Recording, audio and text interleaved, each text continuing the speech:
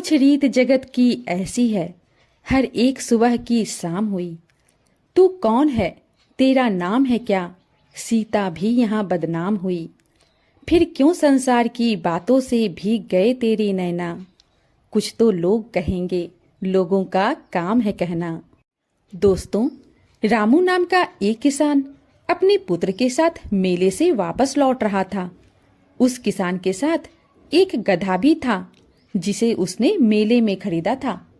कुछ दूर चलने के बाद ही एक गांव आया।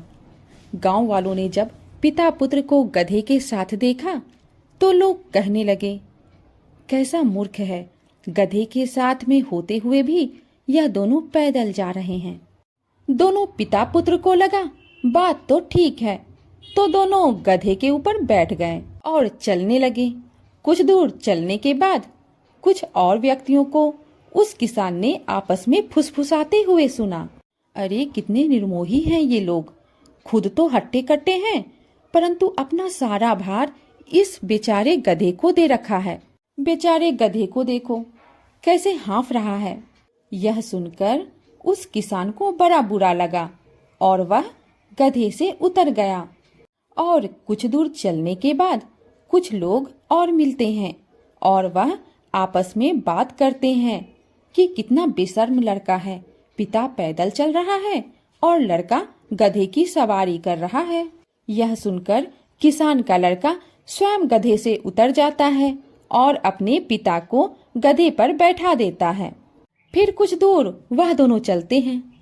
फिर कुछ लोग बात करते हुए नजर आते हैं कि कैसा निर्मोही पिता है, बेचारा पुत्र धूप में नंगे पांव चल रहा है और स्वयं मस्ती के साथ गधे पर बैठा हुआ है। किसान और किसान का पुत्र दोनों ही झुंझला गए।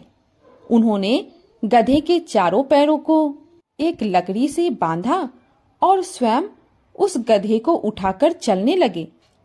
कुछ देर बाद जब वह दोनों गांव पहुंचे तो गांव के सरपंच को सारा मामला बताया।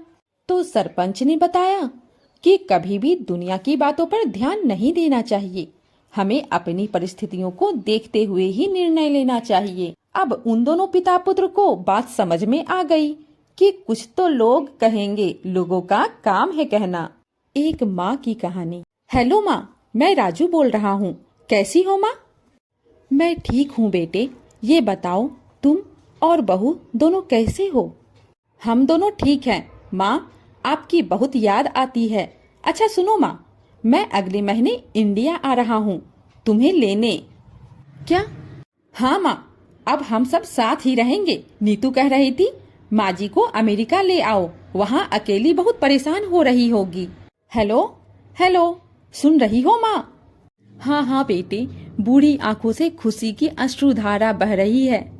जीवन के 70 साल गुजार चुकी सावित्री ने जल्दी से अपने पल्लू से आंसू पोंछे और बेटे से बात करने लगी। पूरे 2 साल बाद बेटा घर आ रहा था। बूढ़ी सावित्री ने मोहल्ले भर में दौड़ दौड़ कर ये खबर सबको सुना रही थी। सभी खुश थे कि चलो बुढ़ापा चैन से बेटे और बहू के साथ गुजर जाएगा। राजू अकेला आया था। उसने कहा कि माँ, हमें जल्दी ही वापस जाना है, इसीलिए जो भी रुपया पैसा किसी से लेना है वो लेकर रख लो और तब तक मैं किसी प्रॉपर्टी डीलर से मकान की बात करके आता हूँ। मकान? माँ ने पूछा। हाँ माँ, ये मकान बेचना पड़ेगा, वरना कौन इसकी देखभाल करेगा? हम सब तो अमेरिका में ही रहेंगे। बूढ़ी आंखों ने मकान के कोने कोने को ऐसे निहारा जैसे किसी अबोध बच्चे को सहला रही हो।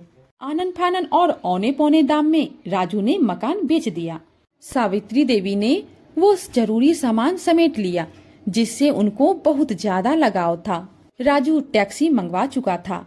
एयरपोर्ट पहुंचकर राजू ने कहा, माँ तुम यहाँ बैठो, मैं अंदर जाकर सामान की जांच और बोर्डिंग और वीजा का काम निपटा लेता हूँ।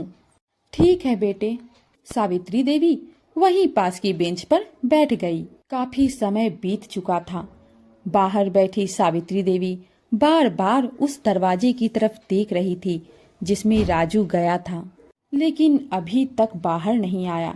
शायद अंदर बहुत भीड़ होगी सोचकर बूढ़ी आंखें फिर से टकटकी लगाए देखने लगी। अंधेरा हो चुका था। एयरपोर्ट के बाहर गहमा गहमी कम हो चुकी थी। माँ जी, किससे मिलना है? एक कर्मचारी ने वृद्धा से पूछा। मेरा बेटा अंदर गया था टिकट लेने, वो मुझे अमेरिका लेकर जा रहा है, सावित्री देवी ने घबराकर कहा। लेकिन अंदर तो कोई पैसेंजर नहीं है। अमेरिका जाने वाली फ्लाइट तो दोपहर में ही चली गई। क्या नाम था आपके बेटे का? कर्मचारी ने सवाल किया। राजू। सावित्री के चेहरे पर चिंता की लकीरें उभर आई।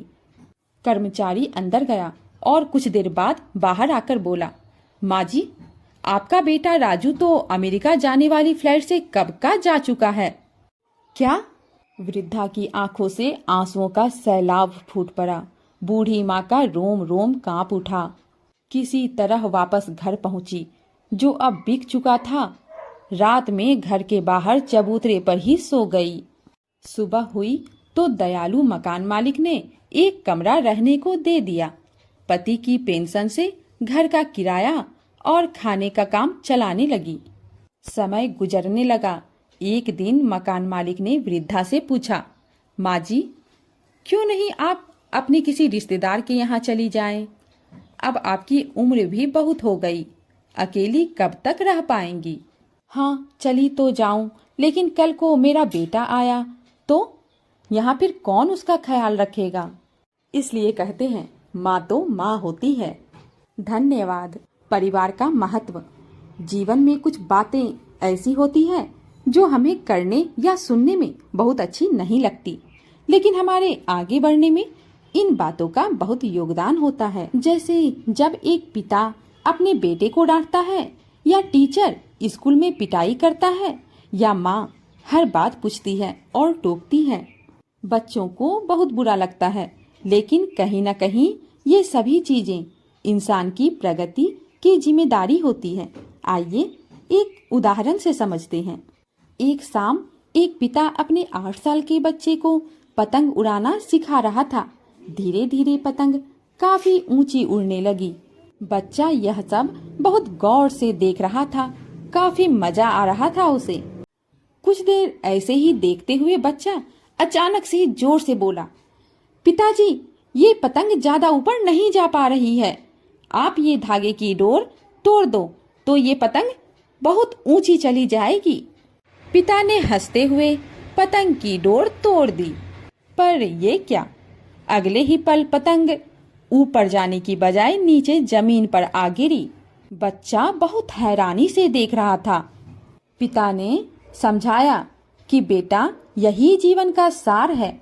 जिंदगी में हम जिस ऊंचाई पर हैं, हमें ऐसा लगता है कि कुछ चीजें हमें और ऊपर जाने से रोक रही है, जैसे हमारा घर, परिवार, दोस्त, रिश्तेदार, माता पिता, और हम पतंग की डोर की तरह इन सब चीजों से आजाद होना चाहते हैं।